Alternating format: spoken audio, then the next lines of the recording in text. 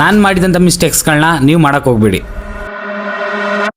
And ನಾನು Python ಸಿನಿಮಾನ ಸ್ಕ್ರಿಪ್ಟೆಲ್ಲ ಮಾಡಿಕೊಂಡು ಆ್ಯಂಡ್ ಆರ್ಟಿಸ್ಟ್ಗಳನ್ನೆಲ್ಲ ಎಲ್ಲರಿಗೂ ಸೆಲೆಕ್ಟ್ ಮಾಡಿ ಆ್ಯಂಡ್ ಆರ್ಟಿಸ್ಟ್ಗಳಿಗೆ ಎಲ್ಲರಿಗೂ ಕತೆ ಹೇಳಿ ಇಂತಿಂಥ ಕ್ಯಾರೆಕ್ಟ್ರ್ ಇದೇ ಮಾಡಬೇಕು ಅಂತ ಹೇಳಿ ಒಂದಷ್ಟು ಟೈಮ್ ತೊಗೊಂಡು ಲೊಕೇಶನ್ ಸರ್ಚ್ ಮಾಡಿ ಎಲ್ಲ ಆಗಿ ಶೂಟಿಂಗ್ ಟೈಮ್ ಮೊದಲನೇ ದಿನ ಆವತ್ತು.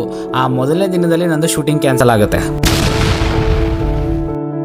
ಫಸ್ಟ್ನೇ ದಿನ ಪೂಜೆ ಮಾಡಿ ಒಂದು ಲೊಕೇಶನಲ್ಲಿ ನಾನು ಶೂಟ್ ಮಾಡಬೇಕಂತ ಅಂದ್ಕೊಂಡಿರ್ತೀನಿ.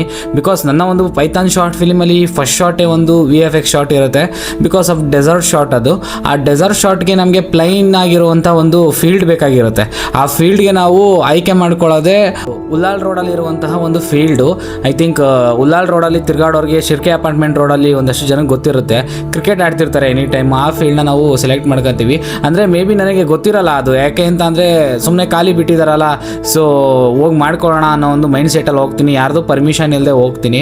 ಪರ್ಮಿಷನ್ ಇಲ್ಲದೆ ಹೋಗಿ ಎಲ್ಲ ಆರ್ಟಿಸ್ಟ್ಗಳು ಅವತ್ತು ಫಸ್ಟ್ ಡೇ ಬಂದಿರ್ತಾರೆ. ಫಸ್ಟ್ ಡೇ ದಿನ ಪೂಜೆ ಮಾಡಿ ಅಲ್ಲಿ ಶಾರ್ಟ್ ಇಡಬೇಕಾದ ಟೈಮಲ್ಲಿ ಎಲ್ಲ ಆಗಿ ಇನ್ನೇನು ಹೀರೋಯಿನ್ನು ಡೈಲಾಗ್ಸ್ಗಳನ್ನ ಹೇಳ್ಬೇಕು ಅನ್ನೋ ಟೈಮ್ ಒಳಗಡೆ ಆ ಪ್ರಾಪರ್ಟಿನ ನೋಡ್ಕೊತಿದ್ದಂಥ ಸೆಕ್ಯೂರಿಟಿಗಳು ಒಂದು 3-4 ಜನ ಬಂದು ಇಲ್ಲಿ ಶೂಟಿಂಗ್ ಮಾಡೋಕ್ಕೆ ಪರ್ಮಿಷನ್ ಇಲ್ಲ, ಹೆಂಗೆ ಮಾಡ್ತಿದ್ದೀರಾ ಅಂತ ಹೇಳಿ ಒಂದಷ್ಟು ಜಗಳಗಳನ್ನ ಮಾಡ್ತಾರೆ.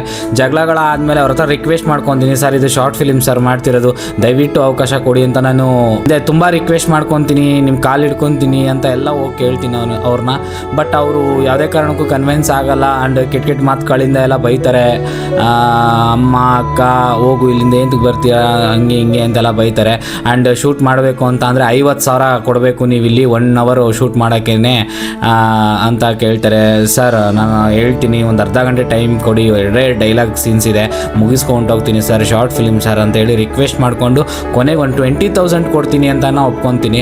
ಏನಕ್ಕೆ ಅಂತ ಅಂದರೆ ಅವತ್ತಿನ ದಿನ ನನಗೆ ಶೂಟಿಂಗ್ ಕ್ಯಾನ್ಸಲ್ ಆದರೆ ಮ್ಯಾಕ್ಸಿಮಮ್ 50,000-60,000 ರೂಪೀಸ್ ವೇಸ್ಟ್ ಆಗುತ್ತೆ. 50,000-60,000 ಅವತ್ತಿನ ದಿನಕ್ಕೇ ಖರ್ಚಾಗಿತ್ತು ನಮಗೆ. ಅದು ವೇಸ್ಟ್ ಆಗಿಬಿಡುತ್ತೆ. ಮತ್ತು ನಾವು ಈ ಒಂದು ಸೀನ್ನ ಬಿಟ್ಟು ಬೇರೆ ದಿನ ಮಾಡ್ಕೊಳ್ಳೋಣ ಅಂತ ಅಂದರೆ ಮತ್ತೆ ಅದೇ ಎಕ್ಸ್ಪೆನ್ಸಿವ್ ನಮಗೆ ಬರುತ್ತೆ. ಸೊ ಆದ್ದರಿಂದ 20,000 ಕೊಡ್ತೀನಿ ಅಂತ ಒಪ್ಕೊತೀನಿ. ಆದರೂ ಕೂಡ ಅವರು ಓಕೆ ಅಂತ ಅನ್ನಲ್ಲ, 50,000 ಕೊಡಲೇಬೇಕು ಅಂತ ನಿಂತ್ಕೊತಾರೆ.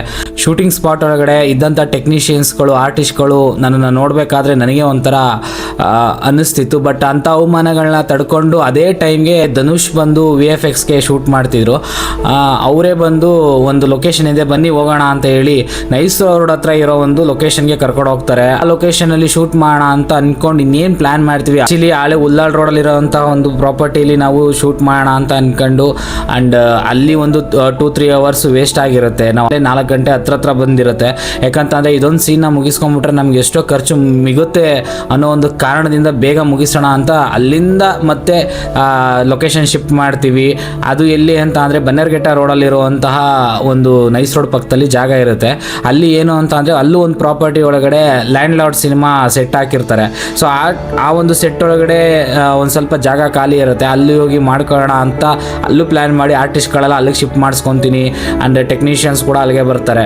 ಸೊ ಅಲ್ಲಿ ಇನ್ನೇನು ಸೀನ್ಸ್ ಎಲ್ಲ ತಕ್ಕೊಳ್ಳೋಣ ಅಂತ ಎಲ್ಲ ಐಟಮ್ಸ್ಗಳನ್ನೆಲ್ಲ ಆ್ಯಂಡ್ ಲೈಟ್ಸ್ ಕ್ಯಾಮ್ರಾ ಎಲ್ಲ ಈಚೆ ತೆಗಿಬೇಕಾದ್ರೆ ಅದೇ ಸಮಯಕ್ಕೆ ಲ್ಯಾಂಡ್ ಲಾರ್ಡ್ ಟೀಮ್ ಅವರು 6 ಗಂಟೆ ಕಾಲ್ ಶೀಟ್ಗೆ ಬರ್ತಾರೆ. ಆ್ಯಂಡ್ ಅಲ್ಲಿ ಅವ್ರ ಸಿನಿಮಾ ಶೂಟ್ ಆಗೋ ಟೈಮ್ಗೆ ನಮ್ಮ ಸಿನಿಮಾ ಶೂಟ್ ಆಗೋಕ್ಕಾಗಲ್ಲ ಅಂತ ಗೊತ್ತಾಗುತ್ತೆ.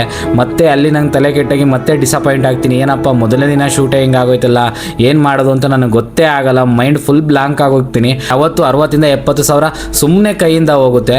ಸೊ ತುಂಬ ಬೇಜಾರಾಗಿ ನಾನು ಅವತ್ತು ಆಲ್ರೆಡಿ 5-6 ಗಂಟೆ ಆಗಿರುತ್ತೆ. 1 ಡೇ ಕಾಲ್ ಶೀಟ್ ಮುಗೀತು, ಪ್ಯಾಕಪ್ ಅಂತ ಹೇಳ್ತೀನಿ. ತುಂಬ ಜನ ಸಿನಿಮಾ ಮಾಡೋರು ಈ ಒಂದು ಪ್ರಾಬ್ಲಮ್ನ ತುಂಬ ಎದುರಿಸಿರ್ತಾರೆ. ಸೊ ದಯವಿಟ್ಟು ಮುಂದೆ ಬರುವಂಥ ಯಾವುದೇ ಒಂದು ಡೈರೆಕ್ಟರ್ ಆಗಿರ್ಬೋದು ಅಥವಾ ಶಾರ್ಟ್ ಫಿಲಿಮ್ಸ್ ಮೇಕರ್ಸ್ಗಳಾಗಿರ್ಬೋದು, ಅವ್ರು ಕೇಳ್ಕೊಳ್ಳೋದಿಷ್ಟೇ, ಯಾವುದೇ ಒಂದು ಲೊಕೇಶನ್ದು ಪರ್ಮಿಷನ್ ಇಲ್ಲದೆ ದಯವಿಟ್ಟು ಹೋಗಬೇಡಿ. ಯಾಕಂತಂದರೆ ಪರಿಸ್ಥಿತಿ ಹೇಗಿರುತ್ತೋ ಅನ್ನೋದು ಗೊತ್ತಿಲ್ಲ. ಸೊ ಅವತ್ತು ಒಂದಿನ ನಾನು ಅದೊಂದು ತಪ್ಪು ಮಾಡಿದ್ದಕ್ಕೆ 60,000-70,000 ನನಗೆ ಲಾಸ್ ಆಗುತ್ತೆ.